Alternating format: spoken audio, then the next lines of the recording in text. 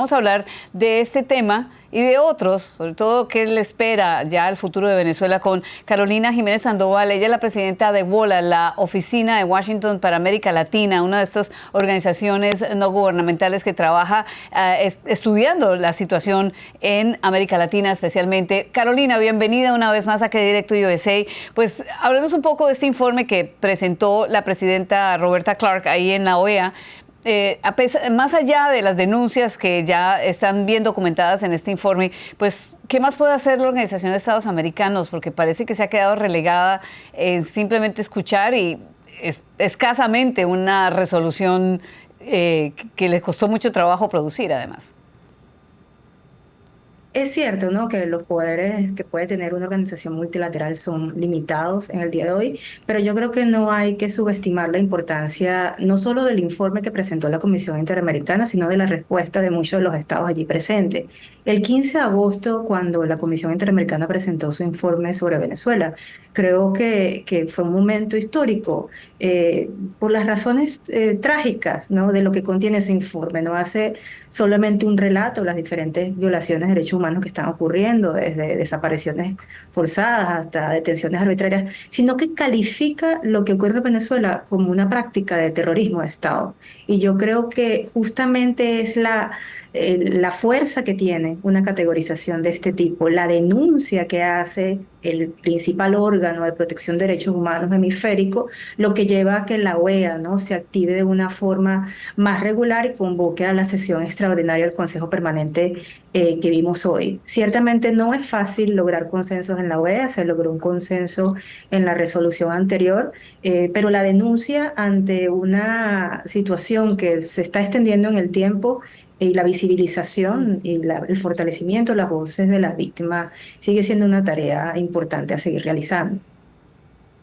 ¿Qué puede hacer la OEA? Un poco más, la Comisión Interamericana tiene más dientes, digamos, para hacer un poco más de mella o por lo menos más presión. Pero ¿qué puede hacer en general esta organización para, pues, poder avanzar en algo y no quedarse en una resolución relativamente fuerte, pero también no quedarse en discursos en el seno de la organización?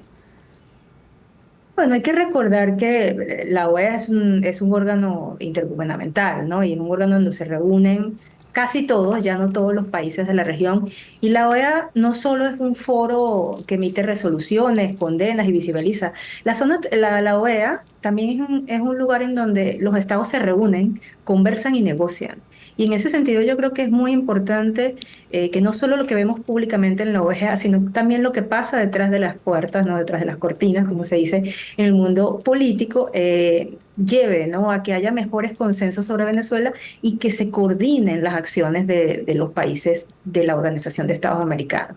Sabemos muy bien que gobiernos como el de Brasil, de Colombia, se han erigido como los gobiernos mediadores o los gobiernos que aún buscan negociar con el gobierno de Nicolás Maduro una solución a esta profunda crisis que es Venezuela.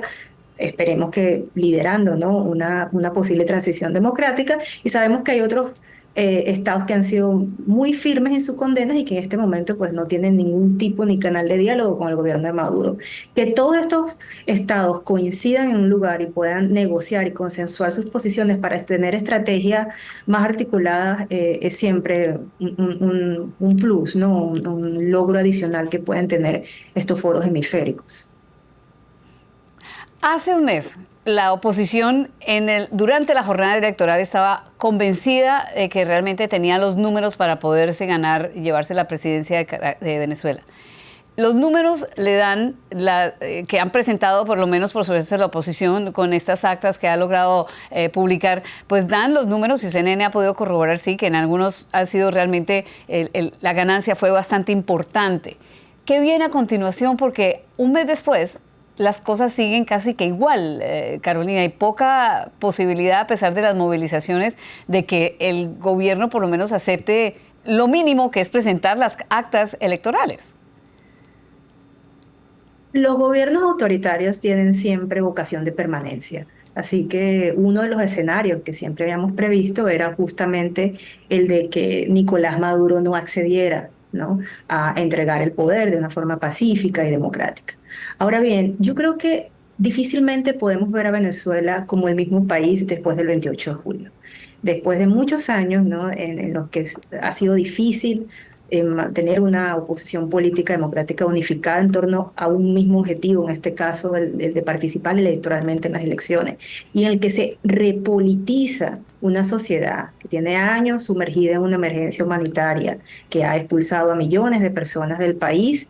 Ver la energía, primero con la que la ciudadanía fue a votar, porque fue a votar masivamente, pero también las diferentes formas de resistencia ciudadana y la resistencia a la propia oposición marcan un antes y un después. Y aunque Nicolás Maduro, y lo hemos visto con los cambios que ha hecho a su gabinete y bueno, las narrativas que ha venido instalando en su discurso, no pareciera querer ceder el poder, también es cierto que la expresión ciudadana del 28 de julio sigue vigente y que será muy difícil poder tener no solo legitimidad internacional, sino legitimidad dentro de la propia Venezuela para poder gobernar los próximos 6 años que pretende hacerlo en esta reelección que claramente no puede ni siquiera demostrar.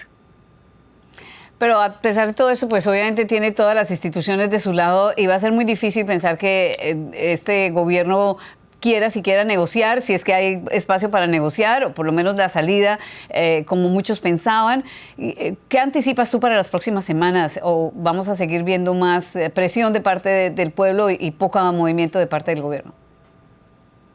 Mira, yo creo que esto no es una carrera corta, es un maratón. O sea, estamos hablando de un gobierno que efectivamente tiene total control de las instituciones, pero que además está en este momento haciendo un uso eh, cruel, ¿no? Y bastante fuerte de su aparato de seguridad formal e informal. Entonces yo creo que si la tendencia continúa, vamos a lamentablemente seguir viendo detenciones arbitrarias. En este momento hay más de 100 niños, ¿no? Menores de 18 años tras las rejas en Venezuela, 1.780 presos políticos. No creo honestamente que haya un país en América Latina que tenga más presos políticos que los que tiene Venezuela en este momento, así que es probable que la represión continúe.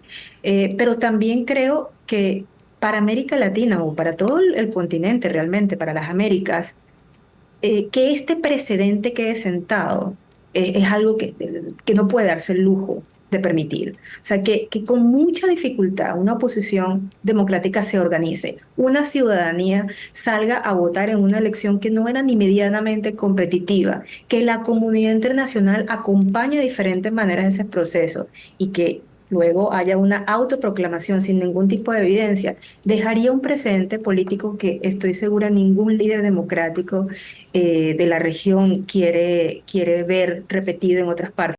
Sí creo que la comunidad internacional continuará presionando de diferentes maneras, ¿no? Entonces, la presión interna y la presión externa probablemente, ¿no? Lograrán algunas grietas en ese muro autoritario que ha edificado el gobierno de Nicolás Maduro para ir poco a poco generando espacios de negociación. Pero insisto, creo que no estamos frente a una carrera corta, sino frente a un largo maratón.